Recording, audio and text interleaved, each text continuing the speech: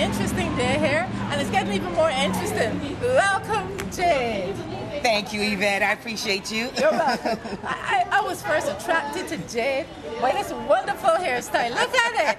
Come on, pose She for wants the me to camera, turn Jade. around. Come on, right around.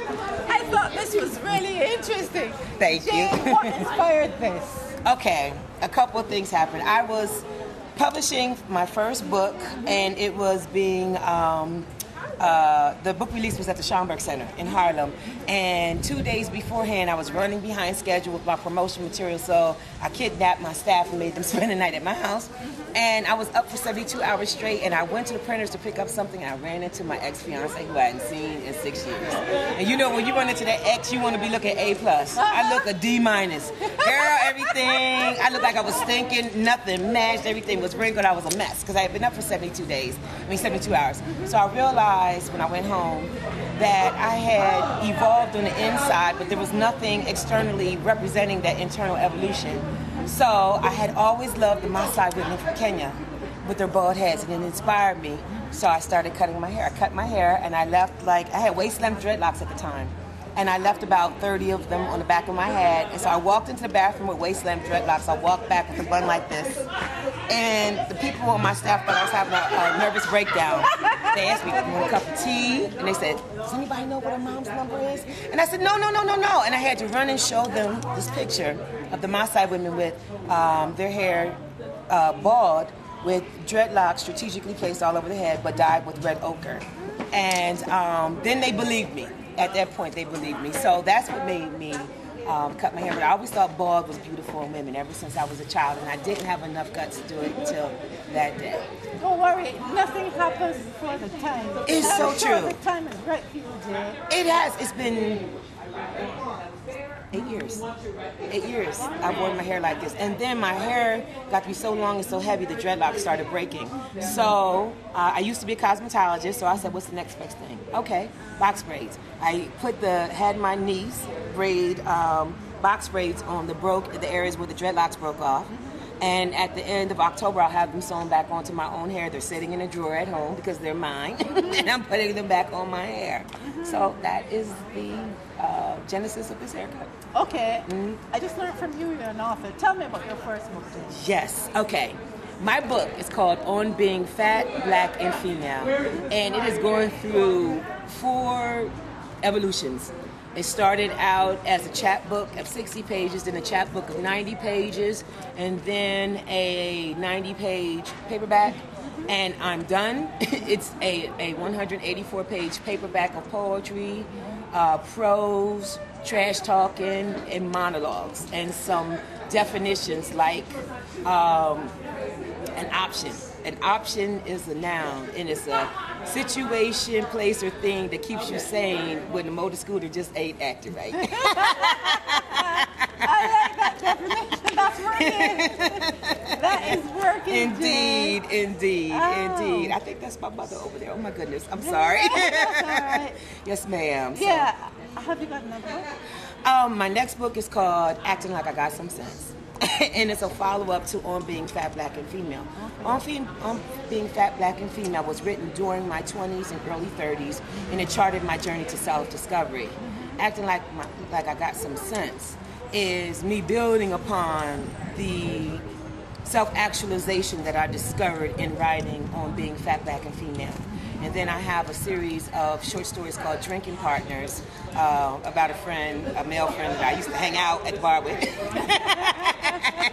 And we were drinking partners, but we had a wonderful friendship, He also helped me to develop a healthy self-esteem, and that's what that book is about. I have a graphic novel I'm working on called 1928. It's about the Harlem Renaissance writers in the year 1928. That's when County Cullen married W.E.B. Du Bois's daughter. That's when the Harmon Foundation gave the huge literary prizes to most of the Harlem literati. That's when Zora Neale Hurston was down south doing her folk culture research that she later put in the play Mule Bone that she and Langston Hughes were fighting about. So many different things happened in 1928. But the thing I think that I'm most proud about is I published 11, 12, or 13, I can't remember, books in the New York City school system with the youth.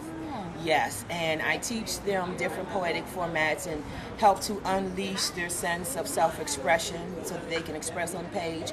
And then I teach them to publish those words in a literary format, a comb-bound book that I assist them in graphic designing, and then we use the school's equipment because most photocopiers are double-sided printers now, and so we do everything in schools. We don't even need to farm anything out to printers at all. Yes. Interesting person. Thank you. I like the word juicy so bad. Well, I was born and raised here in Harrisburg, Pennsylvania. Yes. I left when I was 23 years old and I moved to New York City. I moved to New York City because a friend of mine encouraged me to. I had lived in Philly for 3 months and she said, no, you don't want to do Philly because it's a big Harrisburg. Just come to New York if you want to change. When I first moved there, I was overwhelmed for like the first month, and then I fell in love with it. Since I've been there, I made it my business to immerse myself in the Black literary community. I wanted to walk the streets where Langston and Zora walked. I wanted to find out as much about them as possible. I've been a teaching artist in New York City for 10 years. I've been a book publisher in New York City for 10 years. And I teach Harlem history, Black history, book publishing, and poetry, and I've developed 4 walking tours in New York catered towards Black history. 2 of them called Jazz is Your Grandmom's Hip Hop, where I parallel the generations so the youth have a way of understanding the generations as well as contextualizing history. Billie Holiday and Mary J. Blige are similar people. You know, same challenges with men, same challenges with drugs, same challenges with the music industry. P. Diddy and Jay-Z are Count Basie and Duke Ellington. Duke Ellington and Count Basie introduced new artists through their orchestras. Jay-Z and P. Diddy through their record labels, because in the 30s and the 40s, Black people didn't have record labels. They had orchestras. Now we've evolved to the point where we have our own record labels and we are the masters of our own destinies. So I want the youth to understand that. And so what I do is, in order to teach history and so they get it, I teach them the dish and the dirt on all of our heroes and sheroes, so that they understand the heroes and sheroes are people too. Yes. Just because you did X, Y, and Z does not preclude you from being excellent and achieving. I tell them, I say, Adam Clayton Powell had 2 sons named Adam Clayton Powell. One was Adam Clayton Powell III, the other one was Adam Clayton Powell IV. He was a player. However, he was Harlem's first Black congressman. He passed so many pieces of legislation that have helped people of color in this country more so than anyone else. And he was just an excellent statesman. Excellent statesman. So they need to understand that we have to demystify greatness, basically, for our youth in order for them to understand that they can achieve too. That's what I do. No more, no less. How do you find the time to do all this, Jade? I make my living doing what it is that I love. I'm a writer, I'm a book publisher, I'm a teaching artist, I'm a photographer, I'm a folklorist. That's what I can remember right now. But I make my living in those 5 areas, so therefore I have 5 streams of income coming in. And I feel like I never am going to work. I'm going to play. This is a dog play. And I'm paid very well, very handsomely for it. I tell my students, listen, do what it is that you do, because the money is definitely going to follow. There's a poem that I wrote for my students, and I challenged all my students to write their own motto based on Langston Hughes' poem motto. His poem motto goes, I play it cool and dig all jive. That's the reason I stay alive. My motto, as I live and learn, is dig and be dug in return. I like that. That's from the bebop era, from 1950, and that's how he said, I stay alive by pretty much digging everybody what they do and minding my own business. So I challenged myself to write a motto because I challenged my students to write one for themselves. So mine is called Do You and Do What You Do. Do you and do what you do, because I am I and you are you. Dreams die from compromise, won't live my life through another's eyes. And that is my motto. I love that. I love that. And it speaks to the heart of who Jade is. It is. It really is. It does. It was a long time for me to get to the point of self-discovery and self-actualization. It was very inhibited. All throughout high school and in college. introverted, but I was always very boisterous and gregarious around my friends, but around other people. Now, I don't know what happened. I don't know, one day I just became... Something opened up. Yeah, something opened. I honestly believed it was realizing that I have an umbilical cord-like connection to the Creator. And that I tell my students, you're programmed with information when you come through that birth canal. God already told you what to do. Do that thing. Don't listen to what society is telling you. Amen. We are programmed, just like an eyeball is programmed to be an eyeball and a toe is programmed to be a toe. I said, now put an eyeball where a toe is and a toe where an eyeball is. Wouldn't your face look funny with a big toe right here? You couldn't walk with an eyeball where your toe is supposed to be. Be who you are supposed to be in the human body, and you will be okay. You will be taken care of. You will be rewarded handsomely as a result. I'm a witness. I don't know what it is that makes me be an artist in New York City, because I'm actually a disabled artist living in New York City. I was stricken with rheumatoid arthritis when I was 24 back in 1992, and as a writer, I've had my hands reconstructed 3 times. And it's faith that has made me continue to write, to continue to teach.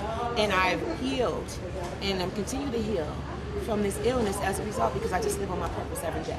I have a reason to get up every morning. I don't get up cussing and fussing. I get up like, oh, what can I discover today? What can I do? So my next thing is painting. I am so thoroughly intimidated by the paintbrush and the canvas, but I'm going to do it. I am going to do it. Apart from painting, what's next for JADE? Photography. I love photography. I was walking by Best Buy on the day before my rent was due, so I spent my rent money and bought a camera that they had on sale because they had a free zoom lens attached to it. And within the first year, the camera paid for itself 5 times. I didn't know I had an eye for photography, and I've been paid as a professional photographer for the past year and a half, and I absolutely am in love with photography. What I do is I snap photos and I write funny captions or short stories, you know, based on the photo. I have a series called I Too Sing America. That's the radio version. The remix version is Bush Pack Your Shit, because that's what they were chanting on 125th Street in Harlem. I snapped 800 photos from 6 o'clock in the morning to 4 o'clock the next morning on the day that Barack Obama was elected President of the United States. And so I did a photo essay series based on that, and that's when I fell in love with photography, because I didn't know what I was capturing. Yeah, so I'm going to St. Croix in November. I've been honored with being asked to be a field researcher for the Smithsonian Center for Folk Life and Cultural Heritage. I'll be studying, I'll be researching the dress arts and the arts of adornment in the African American community. Dr. Diana Njayi is the person who conceptualized it.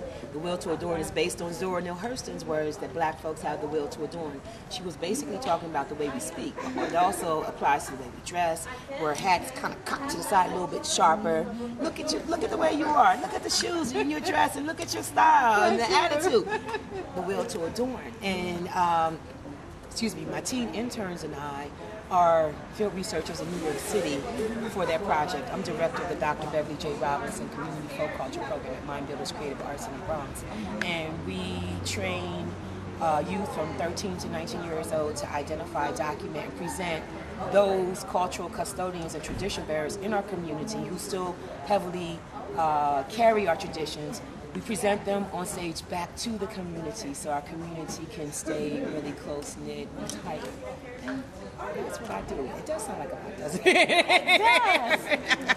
I didn't realize it.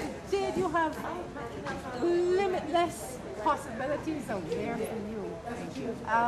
You have one of the warmest spirits I've met. Oh, thank you. I like your bubbly personality, and I like your zest for life. I'd really like to wish you all the best. And the same to you. Thank you. Oh, this is lovely. This is lovely. I'm appreciate your spirit. Wonderful. Thank you so much, and I wish you all the best. And you as well. Thank you. You're welcome.